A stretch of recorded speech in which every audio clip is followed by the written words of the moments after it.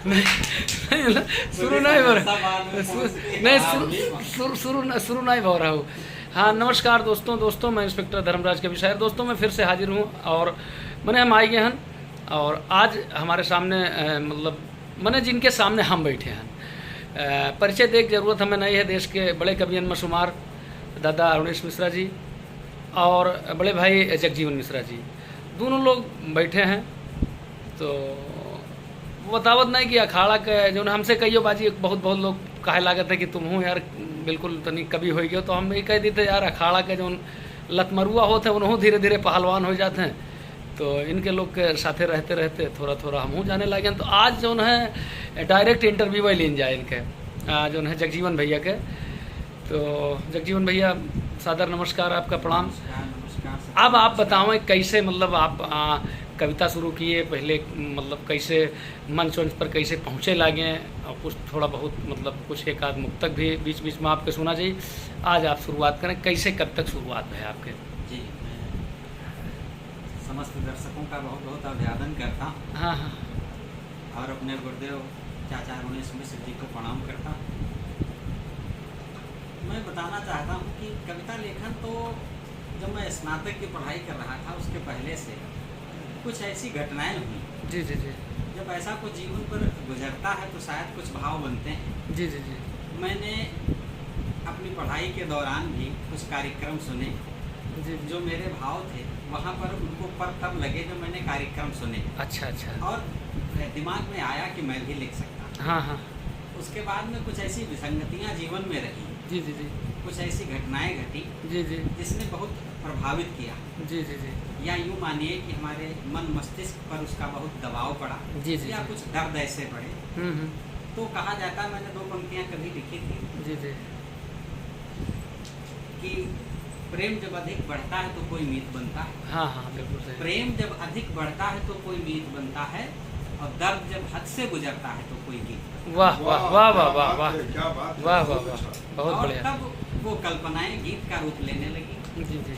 मैंने शुरुआत लिखने में मुक्तकों का जी जी जी। और गीतों से की। जी। इसके बाद में जब मैंने मंच सुने, लोगों को देखा, हाँ हाँ। कुछ देश की परिस्थितियाँ उस समय ऐसी थी, जी जी। तो मेरा लिखना ओज की तरफ हुआ। अच्छा। देश की विसंगतियों पर बहुत सारा कुछ लिखा गया। कुछ ऐसा हुआ कि इसके बीच में कोई पारिवारिक माहौल ऐसा नहीं था, साहित्यिक नहीं था। जी जी। या कोई हमारा संपर्क ऐसा नहीं था, या हमारी ज़्यादा बाहर निकलने की ना हिम्मत थी ना निकले थे। जी जी जी। तो कोई ऐसे संपर्क नहीं हो पाए। जी जी। मैंने सन 2000 में अपने गांव पर ही जी। एक शिक्षण संस्थान का निर्माण किया। जी जी। वहाँ पर बच्चों को शिक्षा देने का काम किया। जी। कविताएं मैं जो लिखता था वहाँ बच्चों को, मैं स्कूल में पढ़ता भी था और हाँ। बच्चों को भी दिया करता था, तो बच्चे पढ़ा करते थे। अच्छा अच्छा। ये संयोग की बात है। इसके पहले हमारे मिस्री के मेले में जी। एक बड़ा आयोजन होता था जिसका संयोजन चाचा अरुणेश मिश्र जी किया करते। अच्छा। हाँ हाँ। मैंने उस आयोजन को सुना, जी। कहीं न कहीं हमारे मन में भी आया। लिखने के लिए हम उससे और प्रेरणा लेते थे। जी जी जी। और एक संयोग की बात है जी जी। कि एक बार मैं उस कार्यक्रम को पढ़ने के लिए अरुणेश चाचा के पास गया, मिला भी, हाँ हाँ हाँ। लेकिन तब कोई परिचय नहीं था। अच्छा। मैंने बताया कि मैं भी थोड़ा बहुत लिखता हूँ। जी जी। तो उन्होंने कहा भी लिखिए, परिश्रम कीजिए और निश्चित रूप से अगर आप लिखते हैं, अच्छा लिखेंगे तो वो समय ज़रूर आएगा जब हम आपको बुलाएंगे और उचित पारिश्रमिक भी देंगे। अच्छा। ये संयोग ही है हाँ हाँ। कि उसी सत्र में विद्यालय की प्रतियोगिताएं आयोजित की गई। जी जी। हमारे बच्चे अंताक्षरी की प्रतियोगिता संकुल पर से जीत करके जी। ब्लॉक पर पहुंचे। जी जी। ब्लॉक से जीत करके जिले पर पहुंचे। हाँ हाँ। और जिले पर जहाँ पर अंताक्षरी प्रतियोगिताएं हो रही थी, जी जी जी। उनके निर्णायक मंडल में आदरणीय चाचा अरुणेश मिश्र जी। अच्छा। और जब वो बच्चे कविता पाठ कर रहे थे, अंताक्षरी पढ़ रहे थे, हाँ हाँ। उनमें बहुत सारी हमारी कविताओं का प्रयोग वो कर रहे थे। जी जी जी। निश्चित रूप से उनको यह लगा होगा कि किसी की कविताएं हैं। हाँ हाँ। हमारे बच्चे वहाँ पर जीते। जी जी जी। और जब जीते उसके बाद में चाचा जी ने उनसे पूछा ये कविताएं किसकी हैं। तो उन बच्चों ने बताया हमारे सर जी ने कविताएं लिखी हैं। जी जी जी। तो आदरणीय चाचा जी ने कहा क्या वो हैं, यहाँ मुलाकात हो सकती है? जी। तो ये हमारा सौभाग्य था जी कि जब हम अपने आप जाने की हिम्मत नहीं कर पा रहे थे तो चाचा जी ने स्वयं बुलाया हमें। हम गए, बातचीत हुई और अगले ही दिन के लिए उन्होंने कहा कि हम हजारा कॉलेज में हैं, हाँ हाँ। आप अपनी डायरी लेकर के आ जाइए। हजारा मतलब पीलीभीत में? वो सीतापुर में।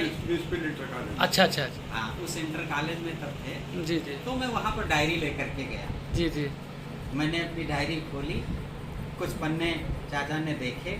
जी जी एक उसमें छंद की पहली लाइन में जी जी कुछ दोष लगा तो उसमें कटिंग भी की, लेकिन फिर मैंने वहाँ पूछ दिया कि हमको ऐसा ऐसा लगा। हाँ फिर चाचा ने कहा जो तुम पहले लिखे थे हाँ। शायद वो ठीक बैठ रहा। हाँ और फिर स्वयं का लिखा काटा गया। हाँ। वो अभी डायरी स्मृति के रूप में हमारे पास अरे रखी वाह है। अरे वाह, वो कटिंग वैसे रखी है। बहुत बढ़िया बहुत और बढ़िया। सौभाग्य हमारा ये है जी। कि उसी दिन आपका आदेश हुआ कि कल एक कार्यक्रम है, सरकारी सम्मेलन जो होता है 15 अगस्त 26 जनवरी को, इस समय हाँ हाँ हिंदी सभा में, हाँ वो नेहरू हाल में हुआ करता था। हाँ हाँ नेहरू हाल में आमंत्रित किया गया। जी जी अब हमारे कपकपी भी लग रही थी, डर भी रहा।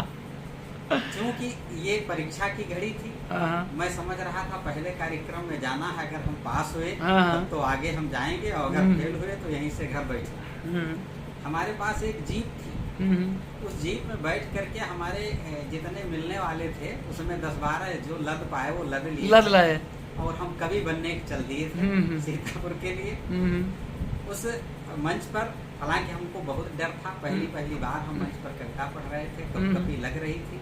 डर सबसे बड़ा इस बात का था अगर हम कुछ कर पाए तब तो आगे जा पाएंगे, नहीं तो हाँ यहीं से वापस लौटना पड़ेगा। खैर वहाँ पर मैंने कविता पाठ किया। चाचा ने बहुत आशीर्वाद दिया, प्रोत्साहन दिया जी, और जी। हम अच्छा कर पाए। जी जी जी उसके बाद में जब कवि सम्मेलन संपन्न हुआ जी, तो हमको 101 रुपया आहा। पारिश्रमिक के रूप में पहला क्या बात है, पेमेंट। वहाँ पर आशीर्वाद मिला। जी जी उसको भी मैंने सहेज कर रखा भी रखा। बहुत बढ़िया, क्या बात है। 101 रुपया भी धरे हो? वहाँ से चाचा क्या का बात है। आशीर्वाद लेकर के। और ये अच्छा इसलिए हम बता सकते हैं उसको जी जी कि जब कार्यक्रम संपन्न हो गया आहा। वो लिफाफा हमको मिला। हाँ हाँ। लिफाफा मिलने के बाद में तीसरे दिन की दूसरी तारीख भी मिली। अरे वाह क्या बात है। और वो दूसरा कार्यक्रम जी जी एक परसदा इंटर कॉलेज में था। जी जी जी एक सवाल जानना चाहूँगा कि चूँकि कहते हैं कि कवि जितना लिखता है कहीं उससे ज़्यादा पढ़ता है कवि, या लेखक उससे ज़्यादा पढ़ता, तो आपके पसंदीदा कवियों में से कौन हैं जिनको आप सबसे ज़्यादा पसंद करते हो? मतलब पहले से लेकर कुछ पुराने से लेकर के जो है मध्यकाल तक, आधुनिक काल तक आते आते 3-4 बढ़िया कवियों के नाम जिनको आप पसंद करते हो। ये सही बात है। कहीं न कहीं कुछ कवि छाप छोड़ते हैं आप पर। जी जी जी उसका असर आप पर भी होता है। जी जी मैं जो बता रहा था कि जब दूसरे तीसरे कार्यक्रम इस प्रकार हम पढ़ते गए तो हमको लगता है उसी महीने में 5-6 कार्यक्रम जी हमको चाचा ने पढ़वाए। जी। और फिर अक्सर जहाँ भी जाते थे हम साथ जाते थे। जी जी ये हमारा सौभाग्य है कि उनका सानिध्य लगातार मिलता गया। आज मैं जो कुछ भी हूँ ये उन्हीं का आशीर्वाद है। बहुत सही है। मैं इसके बाद में कुछ ऐसी विसंगतियाँ आई। एक आध जगह मैंने अवधि कविता पर भी बहुत काम किया। हाँ। अवधि क्षेत्र में मैंने जब अवधि की कविताएं पढ़ी तो बहुत पसंद की।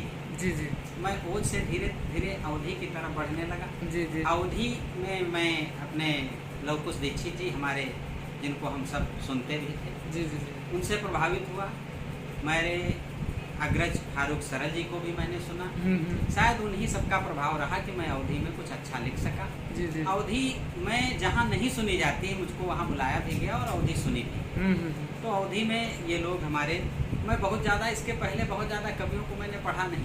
अच्छा अच्छा। ये कुछ दुर्भाग्य ही रहा कि मैं पढ़ाई भी साथ साथ मेरी चल रही थी और कविता लेखन भी साथ साथ चल रहा था और मैंने विद्यालय का भी निर्माण कर दिया था। जी जी। तो सब काम साथ चल रहे थे। जी तो जी। बहुत ज़्यादा मैंने पहले कवियों को नहीं पढ़ा। बहुत बढ़िया। लेकिन ये सबकी संगत में आने से हमारे कुछ भाव ऐसे उपजे कि कविता में हम ज़्यादा बढ़े। बाकी नए कवियों में हमने विष्णु सक्सेना जी के लहजे से मैं बहुत प्रभावित। अच्छा। और इतना प्रभावित हुआ कि मैं कुछ लिखता था, अगर पढ़ने की कोशिश करता था तो लहजा उधर मुड़ जाता था। अरे वाह। तो बहुत दिनों के बाद में उनसे पीछा छूटा। अच्छा। ये जी के आशीर्वाद से बहुत सारे कवियों से पहचान हुई। जी जी। बहुत लोगों ने बहुत प्यार दिया, स्नेह दिया। अच्छा, एक चीज़ और एक सवाल करना चाहूँगा। कुछ नए कवि जो है, जैसे हमारे जैसे भी कवि बनना चाह रहे हैं कि मतलब ना कुछ तो कम से कम न मंच वाले कवि बने तो उसके नीचे वाले, न उसके नीचे वाले तो दूर, मतलब कहीं ना कहीं थोड़ा बहुत बन जाए। या बहुत सारे लड़के जो है कवि बनना चाहते हैं, लड़के क्या बड़े बड़े बुजुर्ग हैं जो बेचारे बहुत 20 साल से बनना चाहते हैं, नहीं बन पाए। तो मतलब जो नए कवि बनना चाहते हैं उनके लिए आप क्या कहना चाहेंगे, कैसे वो लोग जो है कविता के क्षेत्र में आगे बढ़ें? मैंने एक चीज़ मानी है। जी जी। कविता तो अच्छी होनी चाहिए, सब पसंद करते हैं। जी जी। लेकिन अच्छी कविता के साथ में अच्छा व्यक्तित्व भी होना बहुत चाहिए। हाँ हाँ, ये बात सही है। आज के नए कवियों में मैंने देखा है कि हमारे पीढ़ी, हम तो बहुत बड़े नहीं हैं, लेकिन हमने बड़े पीढ़ी जो देखी है, मैं साथ में गया हूँ, अगर कोई बड़ा कवि आता भी था तो उनसे छोटे लोग कुर्सी खाली कर देते थे। हाँ हाँ। या मंच पर चढ़ते थे तो मंच पर खड़े हो जाते थे। जी जी। आज नए लोग दूसरों की आलोचना करके आगे बढ़ना चाहते हैं। ये सबसे बड़ा, ये सबसे बड़ा सीखने के लिए ये नहीं देखना चाहिए वो छोटा है, बड़ा है या कोई उम्र है। बड़ों से प्रेरणा लेनी चाहिए, बड़ों के आदर्शों पर चलना चाहिए, और निश्चित रूप से शोधना बहुत आवश्यक है, पढ़ना भी बहुत जरूरी है। मैं ये नहीं कहूँगा कि मैंने बहुत नहीं पढ़ा है तो अन्य को नहीं पढ़ना चाहिए। पढ़ना चाहिए, पढ़ना चाहिए। अच्छा, कुछ सुना दीजिए आप कुछ सुना दीजिए, जो है लोग सुनना चाहेंगे आपको, कुछ सुना दीजिए बढ़िया सा, जो है मैं अपने मन से। एक आध मुक्तक पढ़ देता हूँ। एक आध से काम तो खैर नहीं चलेगा, मुक्तक पढ़ेंगे या तो गीत पढ़िए पूरा, और नहीं मुक्तक पढ़िए तो ज़्यादा पढ़िए, चाहे कम से कम 4-5 तो पढ़िए। मैं अच्छा, वो यहाँ पर चाची जी हमारी हाँ हाँ विराजमान है। जी जी जी। जिस गीत को बहुत सुना गया, जी जी जी, मैं वो गीत सीधे सीधे पढ़ देता हूँ। इसके पहले मैं 2 मुक्तक वो पढ़ता हूँ जी जी, जो मैंने देश पर लिखे, अपनी इच्छाओं को व्यक्त किया। जी जी। फिर धीरे धीरे उनकी नकल बहुत होने लगी। हाँ हाँ हाँ। मैंने ये भी देखा मंच पर विभिन्न शब्दों का हेर-फेर करके, अरे बहुत तो ऐसे धई देता। तो मैं 2 मुक्तक वो पढ़ता हूँ जो मैंने लिखा था कि हो समर्पित वतन पे वो मन चाहिए। वाह। हो समर्पित वतन पे वो मन चाहिए। क्या बात। होश आजाद जैसे रतन चाहिए। क्या बात है। हो के बलिदान गर जन्म लेना पड़े, मेरे भारत के जैसा वतन चाहिए। वाह। मेरे भारत के जैसा वतन। वाह वाह वाह वाह। और मेरी तमन्ना क्या है, मैंने वो तमन्ना का जो एक मुक्तक लिखा, कहीं कहीं उसकी कॉपी करके विभिन्न जगहों पर पहुंचा। तब मैंने ये लिखा कि प्यार माँ जैसा हो वारी गंगा मिले। वाह। प्यार माँ जैसा हो वारी गंगा मिले, ना मिले लूट और ना ही दंगा मिले। है तमन्ना मरूं तो वतन के लिए, है तमन्ना मरूं तो वतन के लिए।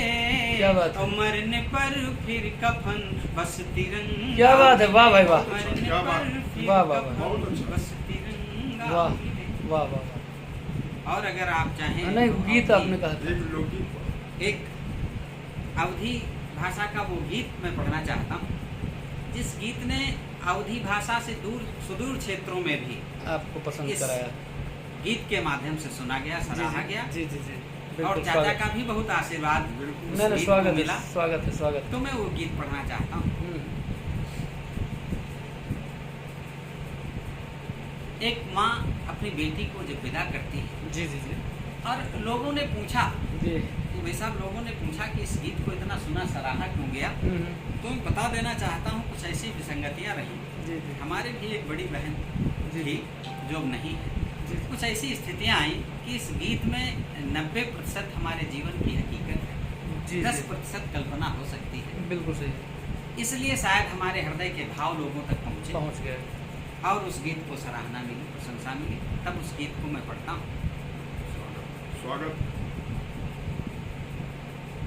मैं भूमिका में एक मुक्तक पढ़ता हूँ कि एक बेटी होती क्या है, कि जौ का खेत पुत्र तो बेटी धान की एरिया होती है। बहुत सही। जौ का खेत पुत्र तो बेटी धान की एरिया होती है, दो परिवारों की मर्यादा का भार शीश पर ढोती है, और मत पूछो कैसे करती है माँ दूर कलेजे का टुकड़ा, सारे लोग भूल जाएं पर माँ जीवन भर।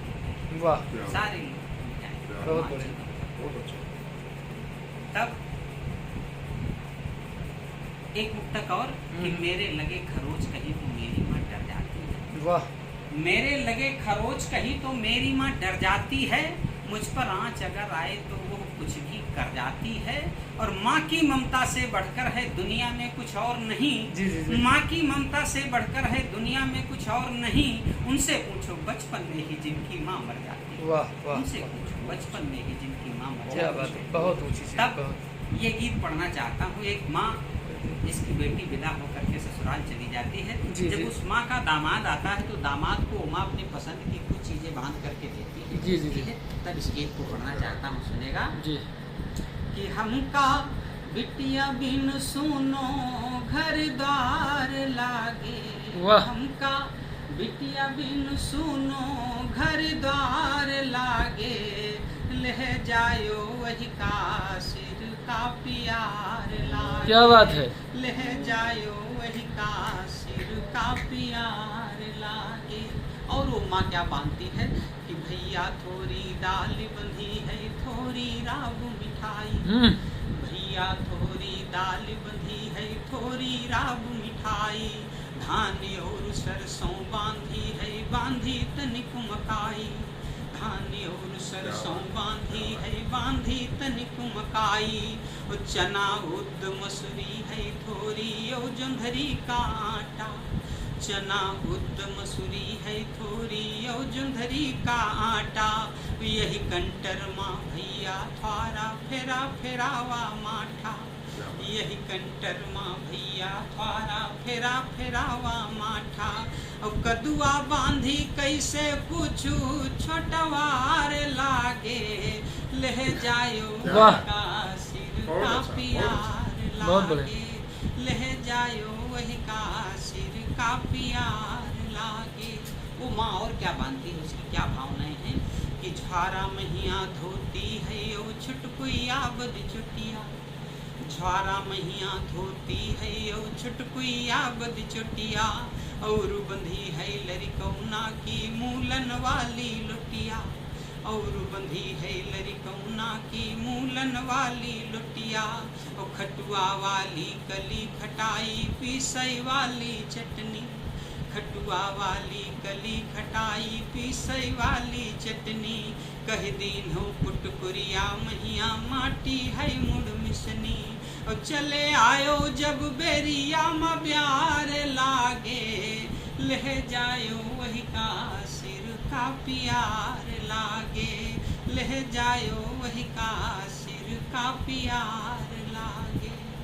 कि दिन और रात यही सोचते हन कब बिटिया घर गई है, दिन और रात यही सोचते हन कब बिटिया घर गई है, इतनी दूरी अकेले घर माँ कैसे रहती हुई है, इतनी दूर अकेले घर माँ कैसे रहती हुई है, वही के खैबे की चिंता माँ जिए भरे का खाई, वही के खैबे की चिंता माँ जिए भरे का खाई, आंसू आवे जब अकेले बाबर पाथे जाई, आंसू आवे जब अकेले बाबर पाथे जाई, और बिटिया आवे तो घर त्योहार लागे, लह जायो वाह। वही का सिर का क्या बात है। प्यार लागे, लह जायो वही का सिर का प्यार लागे।